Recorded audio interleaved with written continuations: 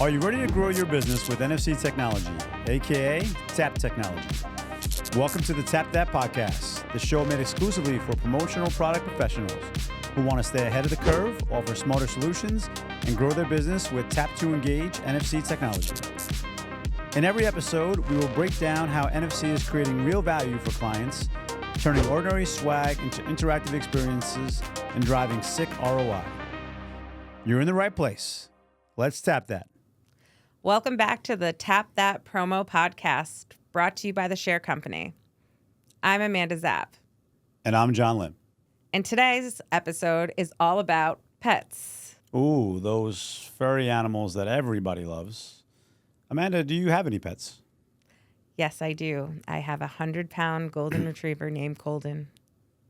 And if any of you have seen our catalog or our website, he is the model of one of my favorite NFC products, the Pet Tag. 100-pound dog. Golden. Is he a golden retriever, I think? Yes. Yeah. Hence the name Golden. Makes total sense. You are braver than I am, okay? Because right now, as a dad with 3 children, to add a dog into our household would be too much work for me. So I give you a lot of credit, okay, to make sure that Golden, right? Golden is taken care of. With a C. Colden with a C. I should know that. I'm going to get a lot of flack for that later. I apologize, Colden and Amanda. But it really is a beautiful dog. And you will see him in all of our examples online and what we'll show you now.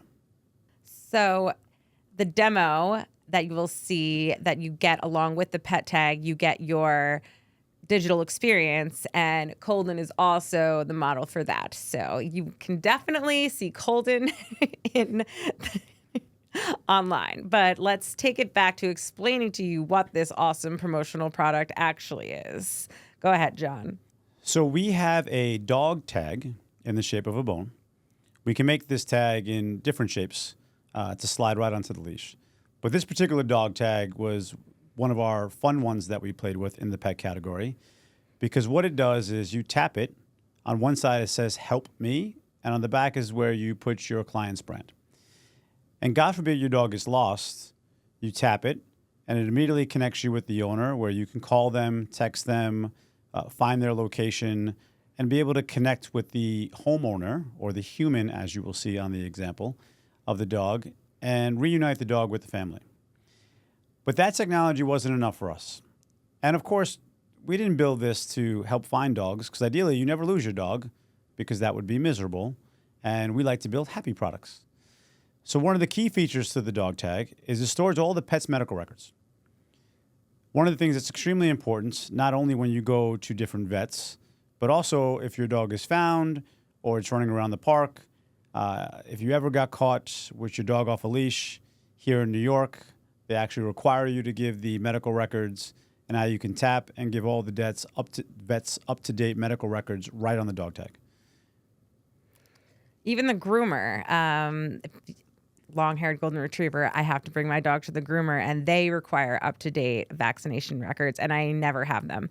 So now I just tap Colden's dog tag, and I can instantly give them the information to the groomer. So one of the misconceptions, though, that people get is it the same thing as an AirTag? And it is not. An AirTag is Bluetooth, and an AirTag is for the owner. If they know that their dog is missing, they can go in their phone and try to look it up and see if the dog's in range, they can find their dog. But you have to know that your dog is missing, and that might not always be the case, right? You could be at work like I am right now, and if my dog got out, I wouldn't know that.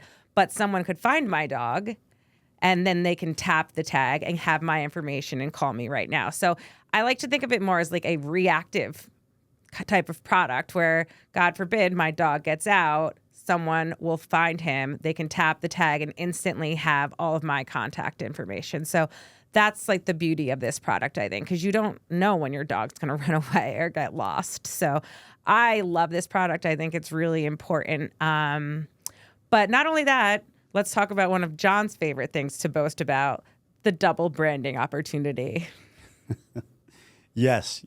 I do like the double branding opportunity, because not only will the brand go onto the dog tag, but anytime that's actually used, the digital experience, you can put your client's brand on there 24/7, 7 days a week. I do want to take a step back, though, to talk about the groomer. I didn't even know, Amanda, that you had to have the vaccination records for the groomers, which makes this product even more valuable, in my opinion, because to that point, how often do we carry these things around? We have to find them on our phone. It's another great use case to where if you're working with the pet store or a local veterinarian or even now the groomers, having this dog tag is convenient for everyone. And I think that's a great use case for this product.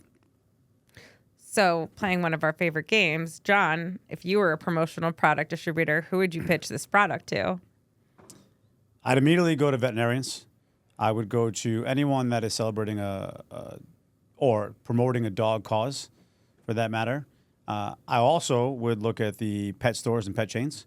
This actual dog tag that we will show you in the posts is one that you can find right now at PetSmart that you'll pay $20, $25 to put your dog's name on it, but it does not have a chip in it. It does not have this interactive experience that we're talking about. So that's where I would go immediately for that. However, our product doesn't end there. So that's a particular use case for the one product that we have, which is Tap to Help on our experience list. But staying in the pet theme, we have many other ways to use products that you can't put a chip in that fit this pet category. I recently had a conversation with somebody that wanted to get bandanas for dogs. And clearly putting a chip in a bandana is not cost effective, nor is it going to last that long depending on the washing and losing the bandana. So they asked, how can we incorporate our technology into the bandana? And how the conversation went was, we want to incorporate this technology so we can have pictures and videos of the dog in the dog park. They basically wanted to turn their bandana into a private Instagram or living album for the dog's life and anytime that they were out and about with the family. So we were going to leverage a QR code on the bandana where they can scan the bandana, set up an album for the dog, or any pet for that matter, whether animals use bandanas. And from there, consistently, they can upload pictures and videos during every outing, dog park, family occasion that they have with the dog. And it was a great way to share pictures of the dog.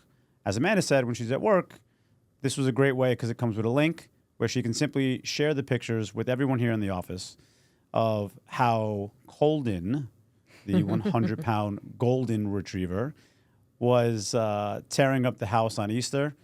A great family vacation. Oh my goodness. We almost forgot. John, what's the tap tip of the week? Damn, I thought you were really going to let me go with this one.